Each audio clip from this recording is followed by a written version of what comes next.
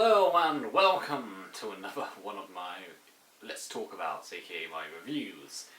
And if you can have guessed, it's about Sonic the Hedgehog. And what was my thoughts on it? What did I think of this film, which has had quite an interesting development cycle? I won't lie, I absolutely loved it. Obviously I am a bit of a Sonic fan. I love the games, it's, in fact, Sonic the Hedgehog for me is, without sounding too cheesy or awkward, is quite special to me in the sense that it was the first ever video game I ever played. It was when I was 3 or 4 years old. It was a Sonic the Hedgehog game, which was the first ever game I ever played. That and a Robot Wars game, but I digress. So, Sonic the Hedgehog has always, I've always enjoyed Sonic the Hedgehog. Since I was a kid, I used to watch TV shows like Sonic Saturday AM when it was a repeat. Obviously, because it was out in the 90s before I was born. It was Sonic X as well. That was the one I was on at the time. I remember watching that a lot. I remember enjoying it when I was young. Haven't really seen it since. And even Sonic Underground, I used to watch that, so yeah. I've got pretty much all the mainstream games. I've even got some of the side games, some of the, like Sonic Team Racing, for example. The Sonic and Mario series, I've got a few of them, but I mainly just collect the mainstream, the main canon, I guess you could say, games in the series, because I do enjoy them. Even the weaker ones I have some form of enjoyment for, like Sonic 06 for example.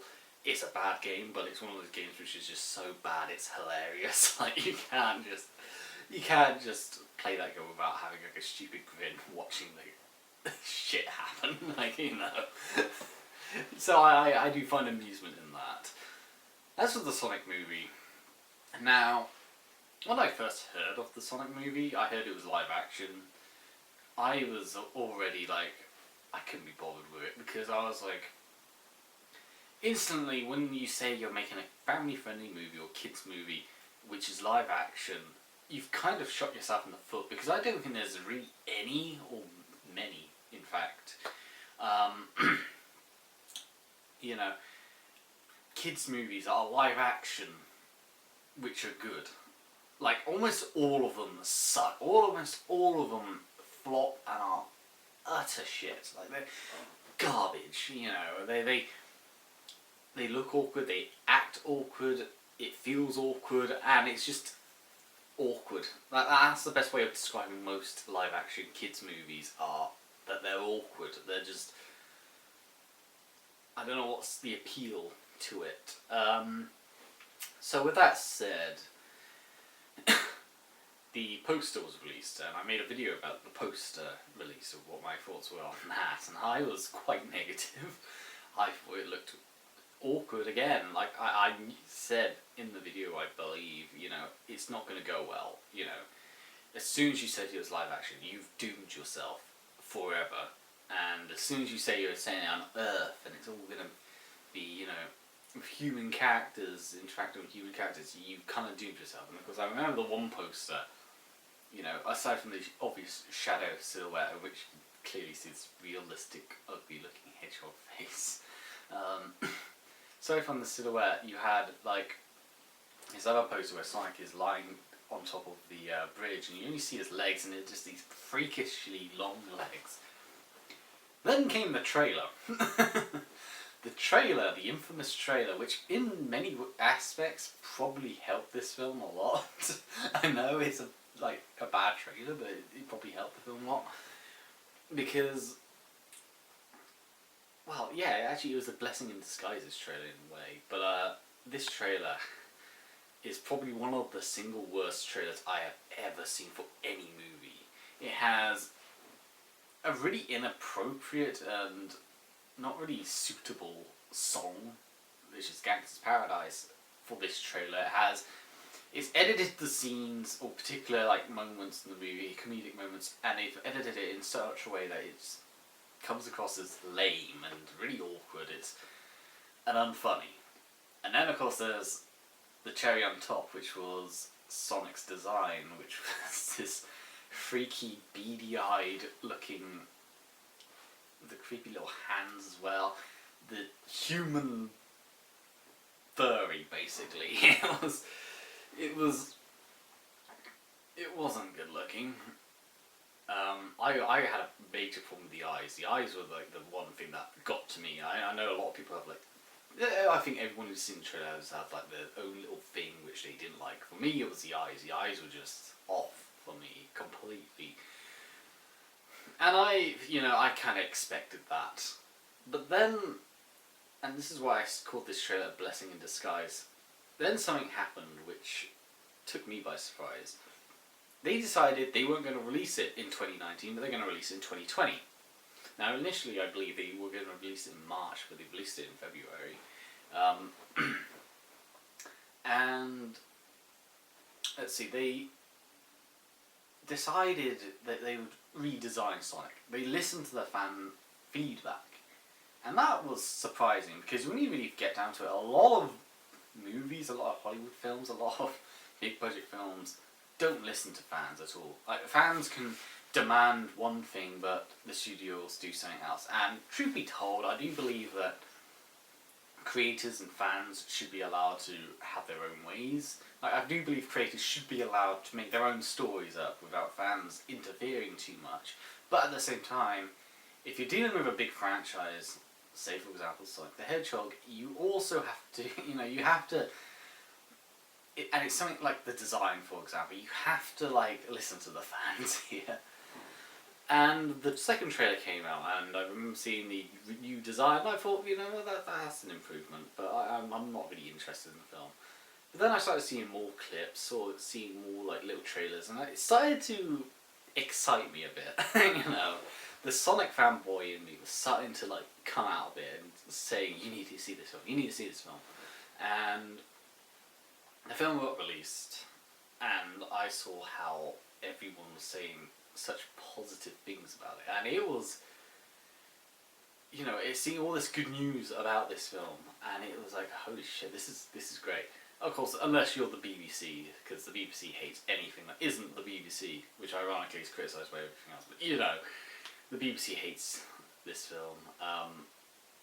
That's due to quite a few people who are calling it fan service. Well, I say few people, a few critics, but audiences, like, the rating was like through the roof. It was 95% for audiences, and even like the critic rating is like, last time I checked, it was 63%. And that, it was, for me, that's just great. Like, holy shit. And I really got excited. I wanted to see this film because I watched Birds of Prey last week, and I thought Birds of Prey was alright. I didn't hate the film at all. I actually had a good time watching it. It was a blast, but it was definitely soulless. It was definitely had some huge problems. Like, and I said in the review, the film should have been Harley Quinn. It shouldn't have been Birds of Prey, because you don't give a shit about any character except for Harley Quinn and Black Mask, who are the best characters in the film. And it definitely had that problem with girl power. Even though it is obviously a girl power film, it definitely had that problem where like every bad guy was a male, and everyone that got punched and beaten was a male. Even if there was a female bad guy there, or aggressor, I guess you could say, it would always be the male one that gets attacked, not the female one. So, I did have a problem with Birds of Prey in those aspects, but I didn't hate the film. I actually still enjoyed it. But watching this film, watching Sonic on Tuesday, because initially I was going to watch it today, which is Wednesday, as I'm filming this. Of course, uploading this will be a different story. Watching this film really highlights a lot of the problems I had with Birds of Prey, and yet this is a kids movie. A kids movie which I watched on my own, and in a theatre which was completely packed. Once again, comparison to Birds of Prey, where when I went to see Birds of Prey, it was 5 people plus me, well, including me, I should say, not plus me, including me, while, Sonic was just packed. There was families everywhere. Like, I always felt like I was like, it was kind of awkward, like a young adult such as myself, just sat in the cinema with like loads of families around me, and yet, when I was leaving the theatre, I saw that there was a teenage couple watching the film, so I don't think all is bad. And plus, there was a big, hairy, bearded man who watched the film on his own, so unless he had people around him. But I digress. Watching this film, was a blast. Like, I kept comparing it to Harley Quinn. I kept comparing it to that film because I kept realizing, like, the problems, such as the humour, for example. The humour in Birds of Prey never really got to me. I never really laughed at any of the jokes. Like, the most I enjoy, the most funny moment was probably the animated sequence at the beginning of Birds of Prey, which I loved. But yeah, aside from that, I didn't really care. Like, it had a lot of awkward humour, I guess you could say, and I didn't really care for the humour in that film.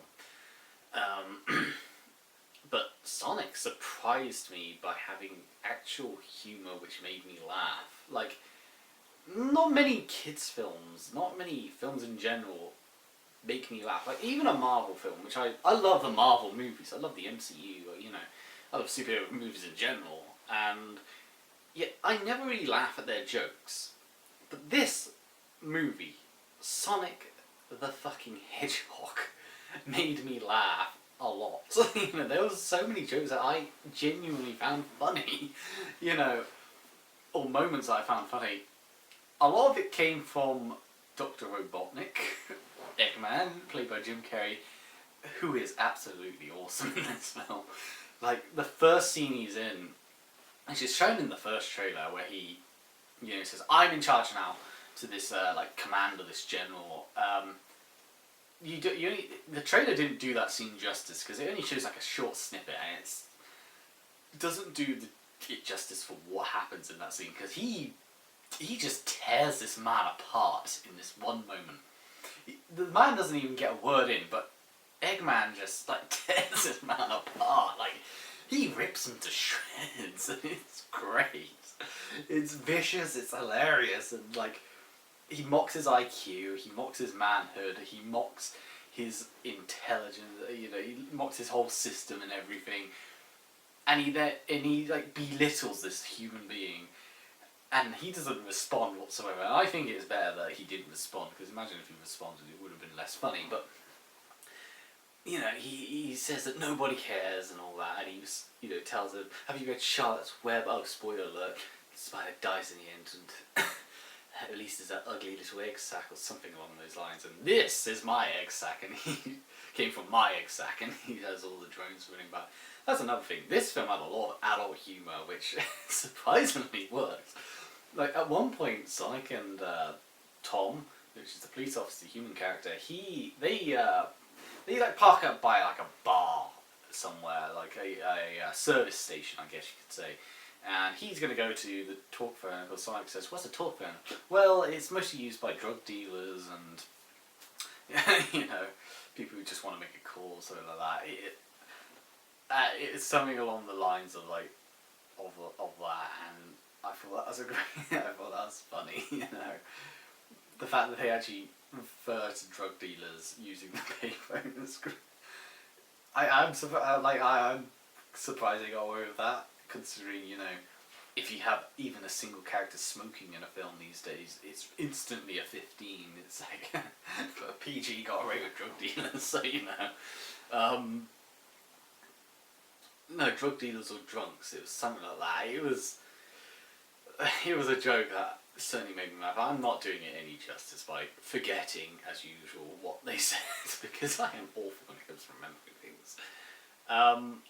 So what is the story all about? Because I've told you how much I like the humour in this film, how much it actually made me laugh quite a few times, how much a lot of the jokes, even the childish jokes, actually were quite funny. What did I actually think of? What is the film all about? So, the film actually starts off, and surprisingly so, I say surprisingly so, rather cliched way of, Sonic is being chased by Eggman. He says, well, you're probably wondering how I got into this position, or something along that lines. Why this guy's chasing me and trying to kill me, and why is there a super handsome blue hedgehog just running at the speed of light? And he then says, well, it all started, blah, blah, blah. And you see how the film starts, or you see the very beginning, which is Sonic in his own planet of Mobius, and he's just a little kid at this point. He's a baby Sonic, and he's just running about Green Hill Zone. And I just want to talk about the attention to detail of this Green Hill Zone at the very beginning of the film, because I'm sure some people would just watch, see him rushing about and being a young kid without really noticing the attention to detail the thoughts put into this. What I mean by it is, you'll see Sonic rushing across a bridge or an archway, and the archway will literally break apart, just like the game. You'll go through a loop-to-loop, just like the game. You'll go through a bridge, just like the game. He'll even, pass by these totem poles. And it's just... It was just so cool to see. That was the post, by the way. It was just so cool to see. Just all these little things, like the totem poles in the background, like the bridge breaking. Well, I said the bridge. The cliffs breaking apart, and the bridge and everything. It was like the loop-to-loop. It was like, holy shit! It looks so good. And even the checkerboard patterns on the dirt. It's just it's so awesome.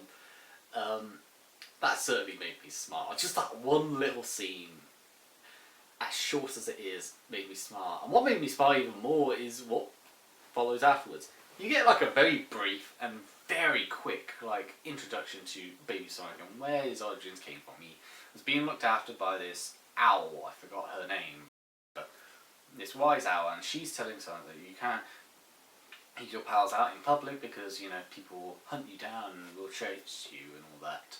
And what happens is he gets chased, and this made me smile as well. What it was is an echidna tribe. A tribe of echidnas, and you could even see the little knuckles on their hands, and they're all knuckly knuckles. They're all echidnas, and they all look like Knuckles.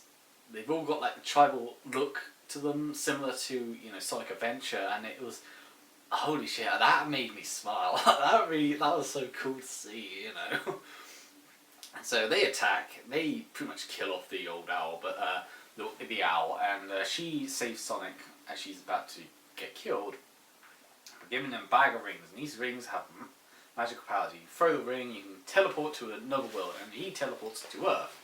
So the next 10 years, Sonic is just enjoying life on Earth. He, he does act like a bit of a stalker, to be fair. He stalks this one man called Tom, who he calls Donut Lord, and his wife, who he calls the Pretzel Woman or Pretzel Queen or something like that. I don't remember. And he watches them through a window, them enjoying movies, and he's enjoying the movie too, like Speed, for example.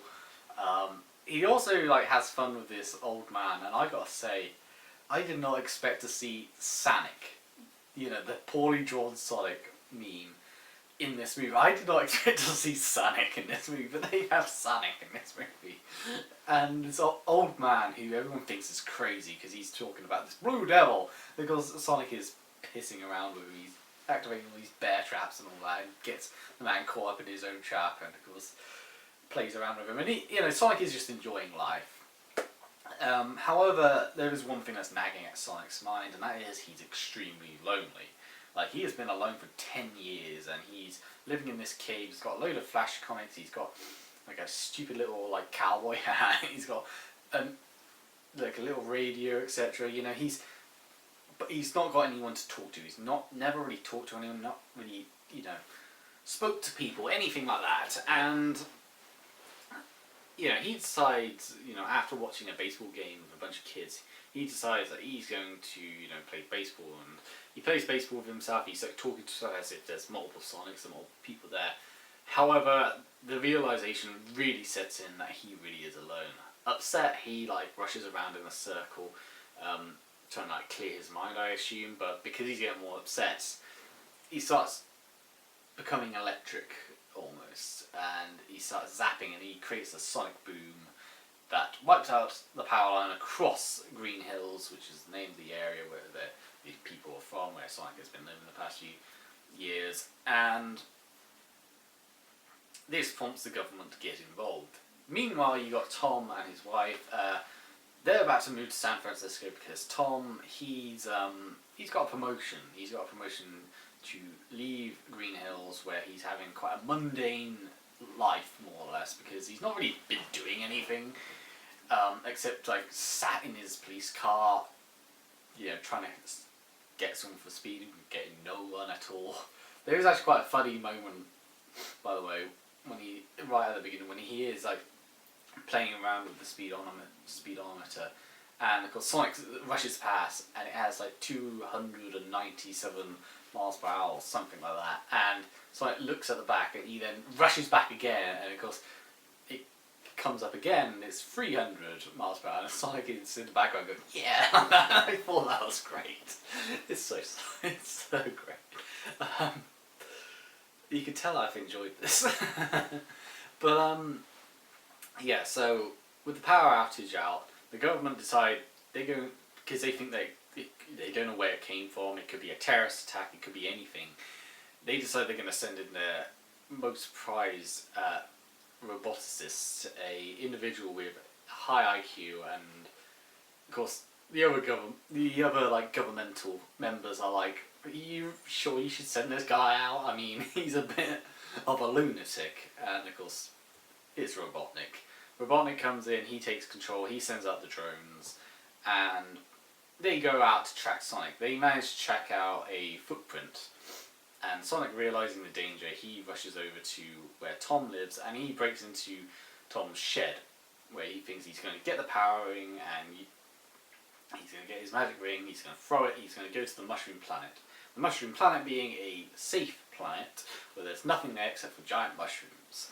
And Sonic, obviously, he's not going to enjoy it, but at the end of the day, he has to go there for his own safety, because he can't have anyone finding him. However, because Tom thinks there's a raccoon in the shed, he wanders over with his wife's tranquilizer dart and shoots Sonic after seeing him in the shed and screaming his head off. Eggman, or Robotnik, he studies the footprint, and he tracks the footprints all the way to Tom's house. Tom has Sonic in a cage, and Sonic breaks out easily, and of course, as he tries to explain his situation to Tom, Eggman arrives, and of course Sonic freaks out because he recognises the big lorry, the big truck, and the drones. And as a result, Tom reluctantly agrees to help him by hiding him in the attic. So this is another great scene when you have Jim Carrey and as Eggman talking to Tom. They're at the front door. Of course, Eggman's pretending that he's just checking the power supply of the house. He's works for the company, and they have like a little bit of a wording off against each other. And if I can remember the line correctly, which for me was quite hilarious, Eggman mocks Tom's intelligence like he did with the General, and he basically says something along the lines of, while I was, an infant, I was able to, spurt out, great things, while you were spurting out, or something along that lines. I don't remember what it was. God damn it! It was something along that lines, and of course, Tom replies very well. I was breastfed, and of course, Eggman retaliates by saying, "Ouch! That's something you should say to someone who was an orphan," or something like that. It's like that is something along those lines. Which, for God's sake, I am ruining that scene, but it is such a funny moment for me personally. It was just hilarious. So Tom, he's trying to keep Sonic safe, but he has one of Sonic's quills, which he picked up earlier when he saw it, and he left it at the house. And he's left it on the side, which Eggman, when he busts through the doorway, he sees the quill and he picks it up, and he realizes that Tom is hiding something. Sonic freaks out because there's these two little like drone things that are scanning the entire attic, and of course he freaks out. He jumps out the attic, but he tries to hide from Eggman and Tom, trying to keep a low profile. However, as Eggman gets another bigger drone into the house, it threatens to shoot Tom. And Sonic jumps out and Eggman freaks out. He gets punched in the face by Tom and the drone starts shooting up the place. Sonic destroys the drone, and Tom and Sonic have to now run away and get to San Francisco, which is where the rings actually dropped. Because what I forgot to mention was, when he's tranquilized, Sonic sees that on his shirt, on Tom's shirt, is San Francisco. Sonic says San Francisco as he's dropping the ring, and it falls in, and the bag of rings falls into the portal and lands on this tall tower in San Francisco. So now, Sonic and Tom have to go to San Francisco to get the rings. I've already mentioned the scene where they stop by a service station where there's a pub. Sonic gets distracted by the pub and he goes in disguised in like a hat and sunglasses and a shirt. Tom realizes that Sonic has disappeared.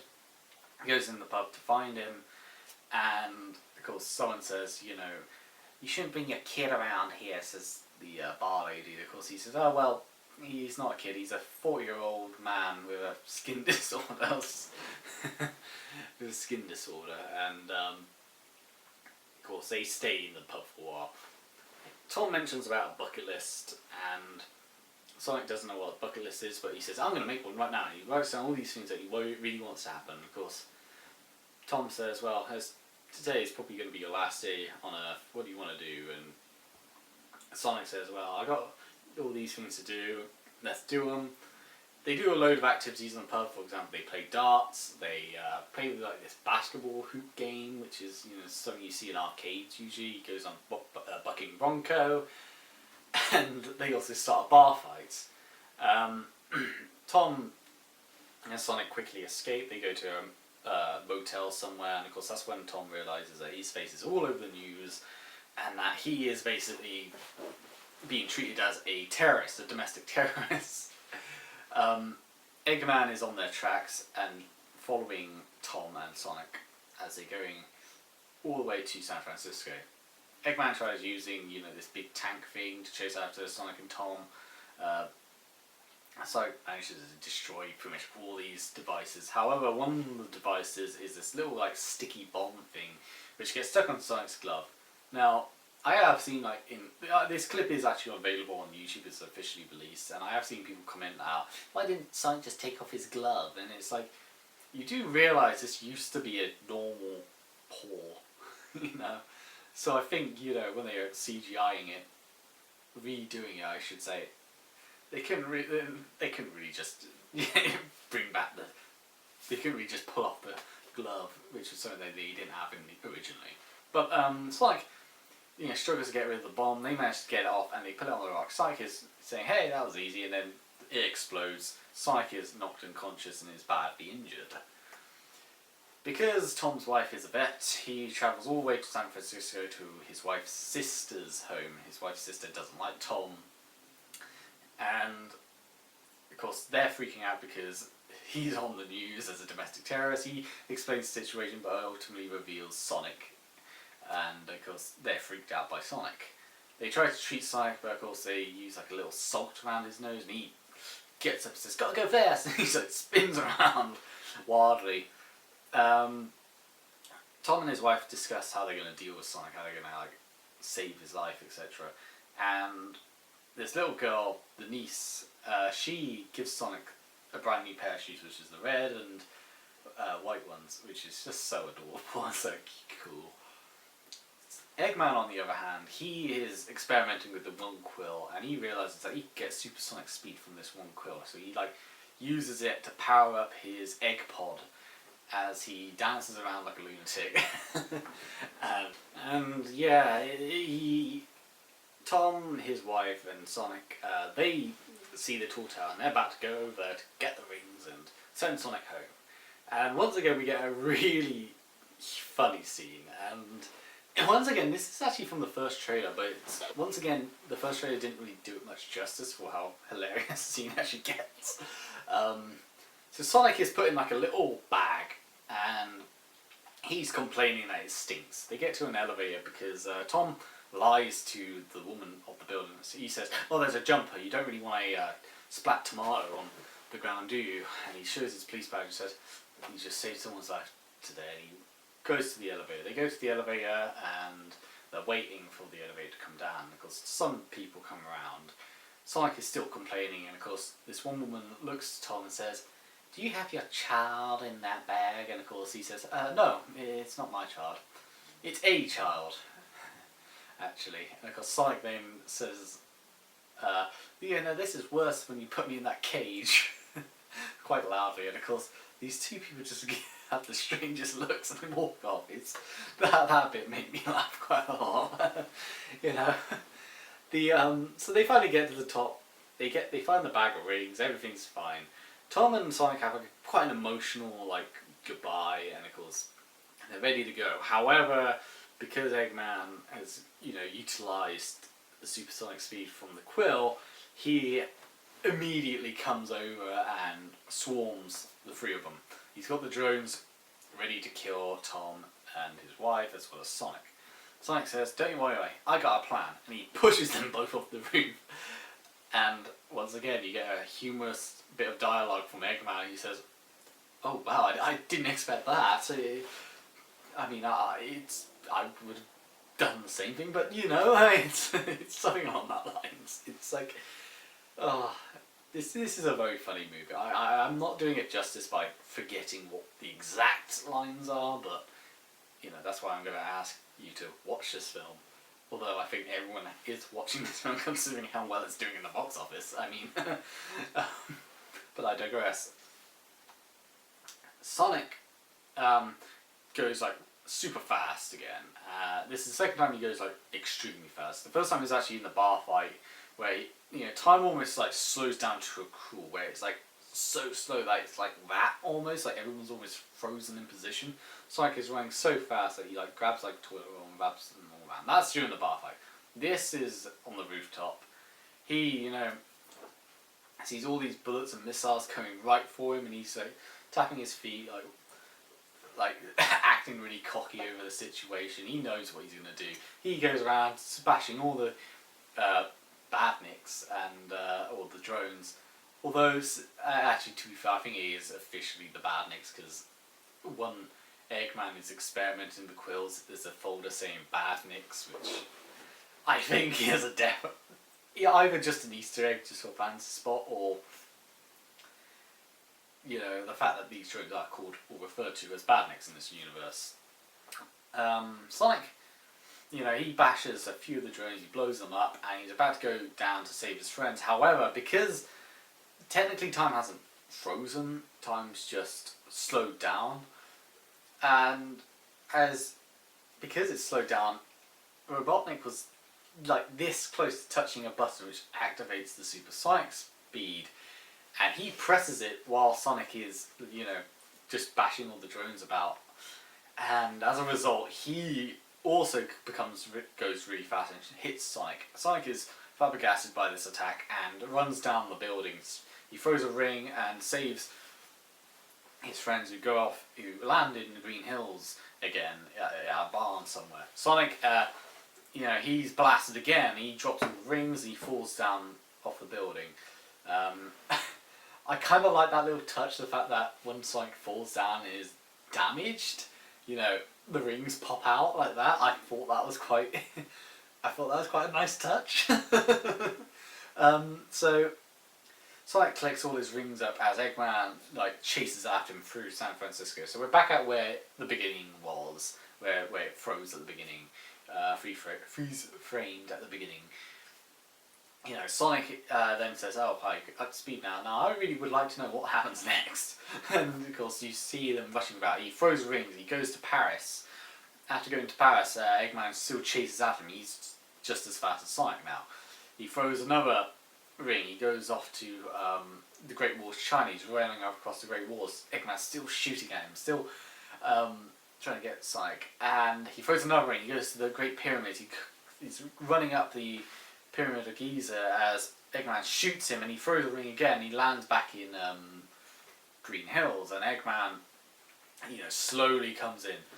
Everyone in the town can see Sonic, battered and beaten after being shot, and Sonic is not looking good. Tom and his wife, they manage to get into the town, and they see the situation. Everyone, including the crazy old man, he says, "The Blue Devil's real! See, I wasn't mad!" But Sonic, he's not looking good. Sonic basically looks dead. And Tom and his wife, they're really upset about it. They're trying to stand up to Eggman. Of course, Eggman, he doesn't care. He mocks it. Tom, he mocks his wife, he mocks everyone for trying to defend this little rodent. Why would you risk your life for this thing? Why? It should be experimented on. It should be used for science, etc. And they still try to stand up to him. And that's when they see Sonic and they think that Sonic is dead. And of course, it's an unfortunate situation. And of course, once again, we have a great line from Eggman, from Robotnik, in which he says something along the lines of, "Oh, I know this might seem insensitive at this moment in time, but could you put him in like a freezer or body or like a frozen bag? Don't really want to waste the substances." It's something along that lines, and it was that's just so great. So, Tom says a few words and says that Sonic, he was my friend, because Sonic, hearing this, he starts getting all electrified again.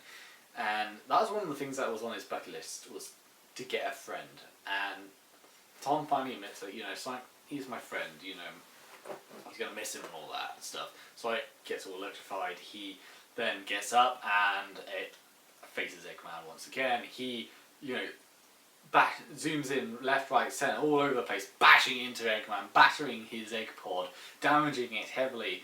Tom, grabs one of the rings and chucks it behind Eggman, which is the Mushroom Planet. Sonic, comes in and just charges into Eggman spin dashes into Eggman and bashes him all the way into through the portal, through to the Mushroom World, where it closes, leaving Eggman's fate. You will see what happens to Eggman later on. So Sonic has saved the day. Everyone now knows who Sonic is, and he's now an accepted member of the community, I guess you could say. Sonic lives with Tom and his wife, who decide they're not going to San Francisco. They're just going to stay in Green Hills. It's much more peaceful and all that. The little things that count. And meanwhile, Eggman, he is slowly losing his sanity. He's been trapped on this planet for a long time with these giant mushrooms, and he's talking to rocks. One of them, which he calls Agent Stone, in reference to his... So it's sort of like Snively in a way. He's like right-hand man in the film. So he starts talking to rocks, and he shaves off and tears out all his hair, so his nothing but his big bushy moustache, as he walks around acting like a robot, collecting all pieces from his pod, and he still has the quill, and he says, "I think I'll be back home by Christmas," as he yells at the mushroom, and he's completely lost it by this point. There is one thing I forgot to mention, which I thought was also quite funny, is the government, they decide to pardon Tom for calling him a domestic terrorist and all that on the news. And their way of pardoning and asking for forgiveness or giving Tom a present is like a £50 or $50 gift voucher. That was... It's so silly, yet at the same time it's something that would most likely have happened, or most likely would have happened in real life, so it made me laugh. So all of that ends well, and the credit sequence, holy shit, the credit sequence made me smile. I loved the pixelated, artwork they use for the credit sequence. Like, it's like the video games. He's rushing about doing his Sonic things. It's the movie being played out, but as like a video game. You even had the Eggman logo at one point popping up with Jim Carrey's Eggman being pixelated. Like a boss fight with the wrecking ball. It's just, I love that ending. I love the little credit sequence. But it doesn't end there. Holy shit. No, it doesn't. It has a end credit scene or mid credit scene, however you like to call it. On Green Hills, there's a little cliff, and the wind starts blowing, and then all of a sudden, one of the ring portals opens up. Out of the ring portal comes Tails. Tails lands, and he says, he should be around here somewhere. I gotta find him. And he looks at this like little computer datapad thing, and he jumps off the cliff. He doesn't go splat because obviously it's Tails. He's got his two tails, and he spins it around like a helicopter and zooms off in the distance. And oh, that made me so happy. This is the type of movie where I had a big fat grin on my face from beginning to end. It's like, I can understand. It's not it's not a perfect movie, of course not. It's a kids movie. It's, you know, for toddlers more or less, you know. And Sonic fans like myself. So of course I loved it. But, and you know, it's not going to be like an award-winning, you know, masterpiece by any stretch of the imagination. But then again, neither are superhero films in any way. Like, I wouldn't argue superhero films are the same. They're just fun. They're entertaining. They're enjoyable. They're something that you can just sit down and love and enjoy. And this is the type of movie that I sat down and enjoyed and loved. And it's the type of movie that I just had a big fat grin on my face. I adored this movie. And my stomach is rumbling. I am so hungry right now. But I adored this movie, like, to pieces. This is probably my favourite video game movie ever. But then again, my favourite video game movies consist of Detective Pikachu and this. I used to like Advent Children, Final Fantasy VII's Advent Children, when I was younger, but you know, I haven't really watched it again. I've never seen any of the Resident Evil movies, which people do have a soft spot for, even though they're not really connected to the games. But I digress. Like, holy shit, I love this movie. I loved it to pieces. Does it make me a crazy Sonic fan? I don't know. Maybe. I don't care. I mean, I'm not like Chris Chan or Sammy Classic Sonic fan. I enjoy the games, but I have a reasonable sense of sanity. Plus, I do think Sonic fans do get, and the franchise for general, gets quite a bad rap from what I'd argue is a very vocal minority. But I digress. Like I said, it's not a perfect movie. There are a few things which I didn't like. And the few things that I didn't like are probably nitpicky things for me. I didn't like some of the humour. What I mean by some of the humour, I mean by the meta jokes, the sort of, you know, modern day jokes, you know, about, oh, he makes a joke up about like Amazon delivery, you know, pop culture jokes, I guess you could say. Makes jokes about like Amazon delivery when he's referring to the drones. At one point, and there are quite a few of these pop culture jokes here and there, which I did think were a little bit lame. Like, they were the only jokes which I didn't really smile or laugh at. I think they were a bit too lame, but luckily there's only like a handful of them. Like, the rest of the jokes really do land, because, my god, Jim Carrey is awesome in this film. Like, I absolutely love Jim Carrey in this film. I mean, I love Jim Carrey in general. I think he's a great actor, but it's like, this film really, this was the film he needed. Like, he has not been in action for a long time, and he needed something really good, and this is it. I'm glad to see him in a really good film again, and just hamming it up in the Jim Carrey way, in a way that is memorable and fun, you know.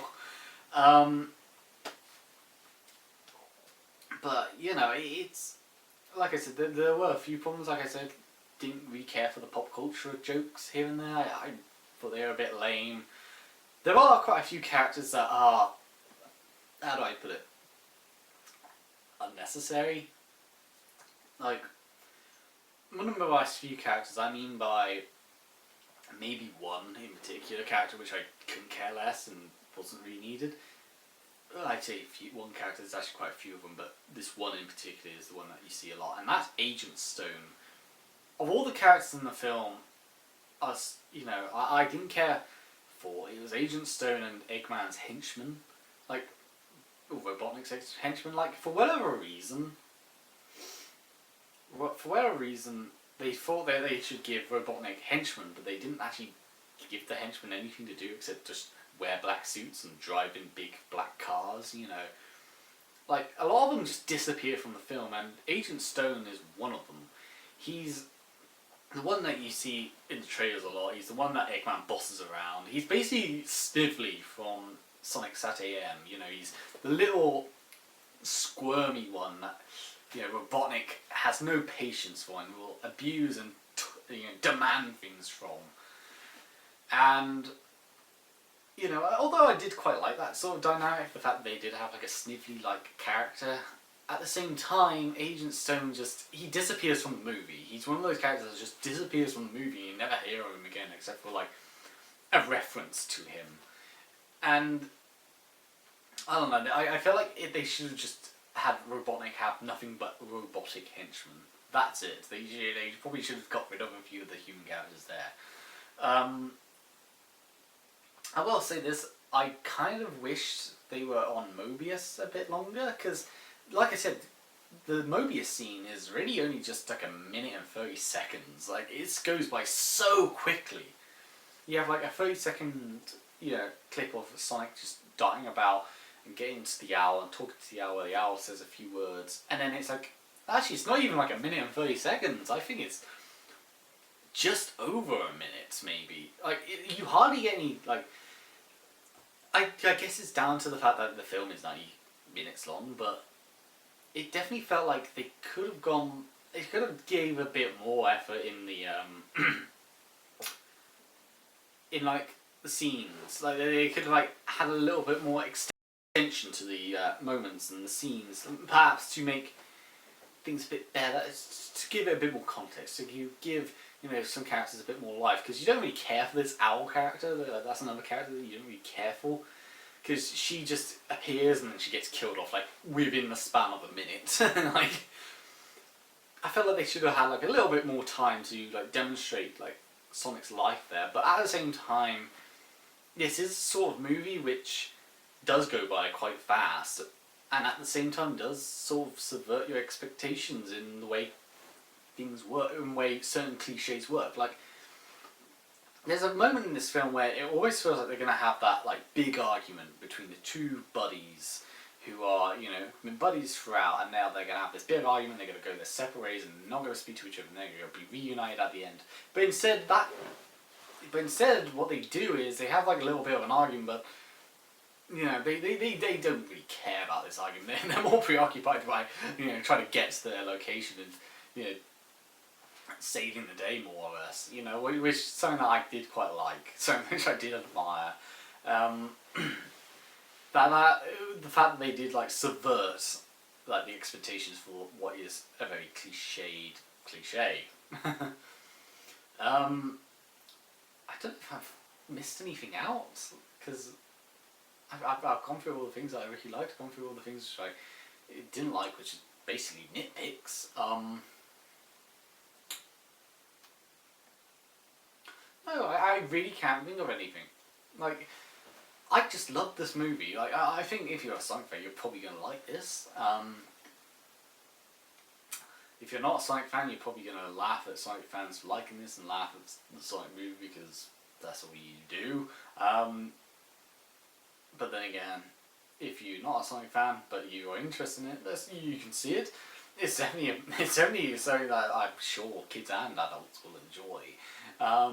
And considering the fact that the cinema was packed and seeing how it's doing really well in the box office, I can see this film doing pretty well in general, and I think I totally recommend it.